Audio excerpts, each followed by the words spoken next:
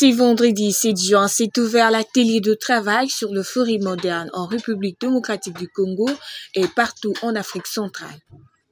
Financé par le gouvernement canadien à travers l'Université Laval par sa faculté de foresterie, de géographie et de géomatique. Plusieurs catégories de personnes ont pris part à cette activité, à savoir le professeur, des organismes de l'environnement, les ONG, les étudiants et tant d'autres. Cet atelier vise. Par ailleurs, il faut noter que cet atelier vise à renforcer les capacités de jeunes Africains, en particulier les femmes, en formant en recherche de personnes hautement qualifiées en conservation et restauration écologique de paysages forestiers. D'espérer, étant donné que les forêts morelles ont pu mettre en place, avait développé aussi l'aspect, avait noté que les forêts modernes ne pourront plus jamais disparaître. Dès lors qu'on y travaille, les acteurs sont conscients de la nécessité de poursuivre ce travail ensemble. Malgré les multiples usages de la forêt, les gens sont capables de se mettre ensemble. Vous avez noté pas mal de bienfaits des forêts modernes, des leçons que nous avons à retenir. Nous allons les trouver nombreuses dans les documents que Aaron va partager avec les participants. Et très rapidement, nous allons demander à Brinette les micros pour sa présentation. Est-ce que c'était possible de réaccepter Caroline Bilogi? Je ne la vois pas dans la salle d'attente, peut-être la connexion. Je vais vous envoyer le lien. Laissez ne pas accepter. Ok. D'être là pour essayer de partager ensemble quelques leçons apprises de la dynamique en RDC. Alors, je dois dire d'abord qu'il y a des éléments déjà, certains éléments ont été présentés par le Dr Chimère, d'autres par Joachim aussi, mais il y a quand même d'autres éléments que je vais ajouter, alors tellement, beaucoup, et j'ai tellement de documents, des rapports qu'on doit encore exprimer. Donc je vais essayer de passer en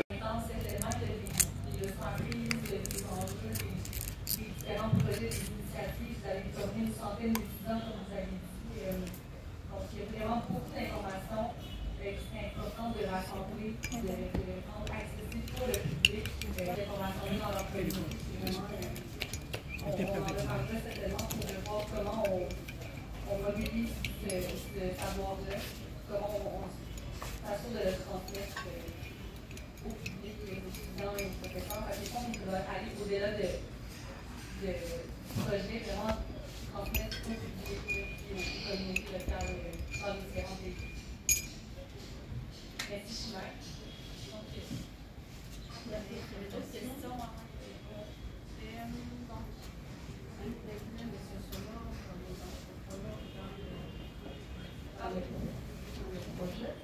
dans les sciences sociales, c'est avec la faculté de foresterie, géographie, géomatique, anthropologie, de sociologie.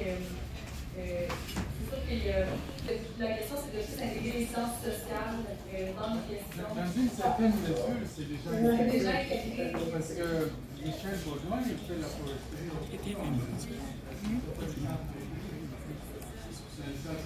Il y a tout aussi, je crois qu'il y a tout en géographie, il y a la géographie. Coordonnatrice du projet Réseau africain de forêts modèles U-Laval. Donc, le projet est financé par le gouvernement du Canada, donc par le ministère des Ressources naturelles du Canada, dans le cadre du programme de leadership mondial du Canada sur les forêts pour les années 2024 à 2026. Et les objectifs du projet, donc il y a 4 objectifs principaux. Le premier, c'est de former des étudiants, donc on vise des hommes, des femmes, des communautés, en développement des capacités, donc pour former des leaders dans la conservation des forêts, la restauration des paysages dégradés et aussi la conservation de la biodiversité. Donc, les étudiants vont recevoir des bourses d'études pour réaliser des projets de recherche dans différents pays du réseau africain de forêts modèles. Donc, les forêts modèles qui sont en fait existantes, en construction ou en avis d'intention dans les pays de l'Afrique du Nord, de l'Est et de l'Ouest, les pays du bassin du Congo et aussi l'Afrique australe.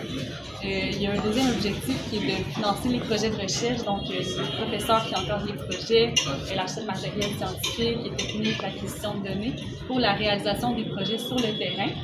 Un troisième objectif qui est de mobiliser les connaissances, de faire des maillages et des partenariats entre les diverses institutions en Afrique, au Canada, et avec le RAFEM et les réseaux internationaux de forêts modèles.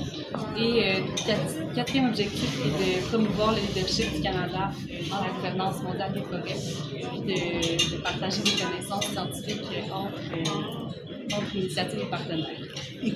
La science a été, et la recherche a été à la genèse, n'est-ce pas, de la dynamique forêt modèle, parce que c'était une contribution en fait de la science pour pouvoir résoudre les problèmes liés premièrement aux différentes questions des conflits qui existaient entre les exploitants forestiers à la base et les acteurs locaux.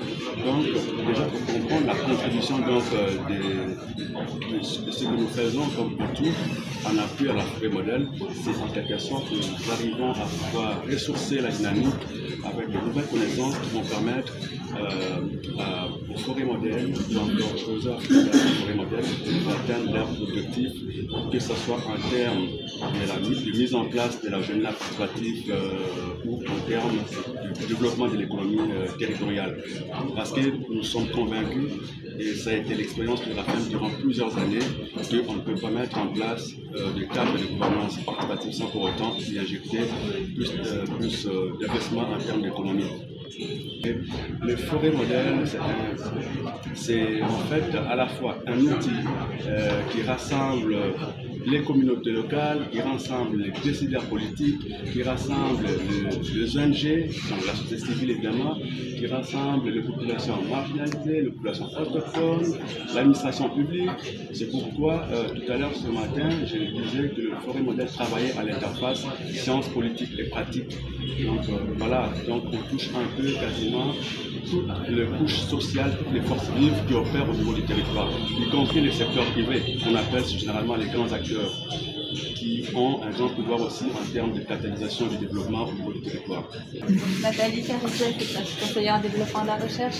Puis depuis 2008, j'accompagne Damas dans ses grands projets de développement de projets de formation et de recherche dans le bassin du Congo. Il a réussi à mobiliser de grands financements auprès du gouvernement canadien et auprès d'autres fonds comme le Fonds forestier pour le bassin du Congo. Donc on continue, on a eu un petit creux, mais là je pense qu'on est prêt pour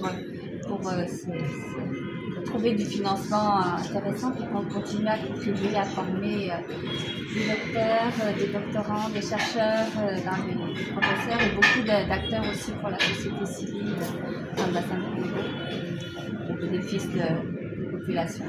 Préserver aussi, conserver les belles forêts du bassin.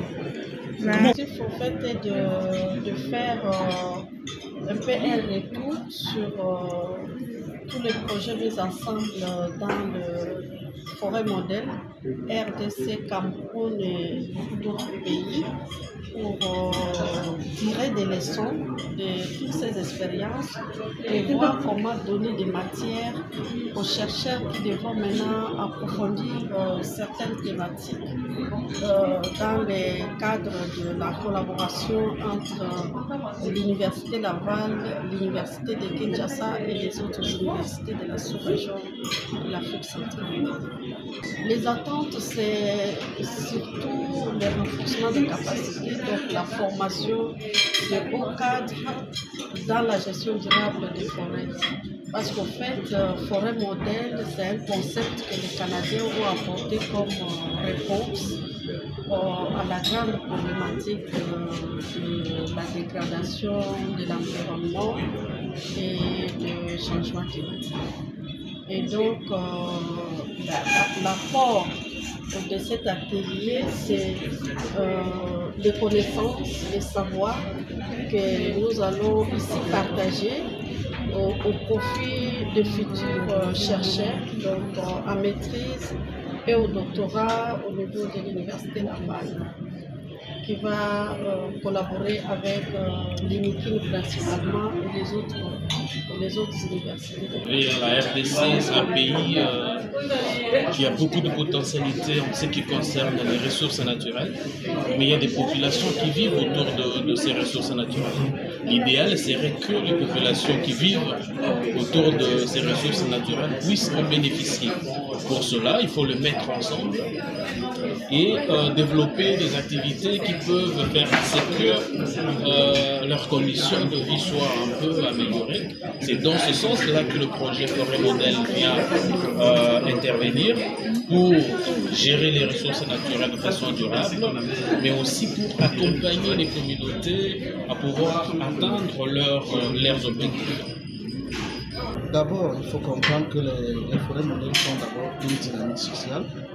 C'est un regroupement des parties prenantes qui exercent dans un paysage, qui s'entendent pour mieux attaquer les questions qui nous préoccupent actuellement, les questions d'environnement, des changements climatiques, les questions de pauvreté, toutes les questions d'amélioration des conditions de vie, les questions d'intégration des jeunes femmes, des femmes et des filles mères.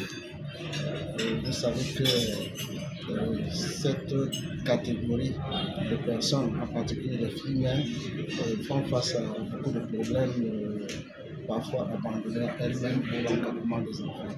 Donc, le concept et son approche essayent d'animer, n'est-ce pas, les dynamiques vers la solution de ces problèmes-là. Au Cameroun, nous avons des plateformes de femmes, qui s'organisent dans la transformation des produits forestiers non liés. Les produits forestiers non liés, vous savez, je crois bien, dans la transformation des produits forestiers non liés, dans le développement des chaînes de valeur.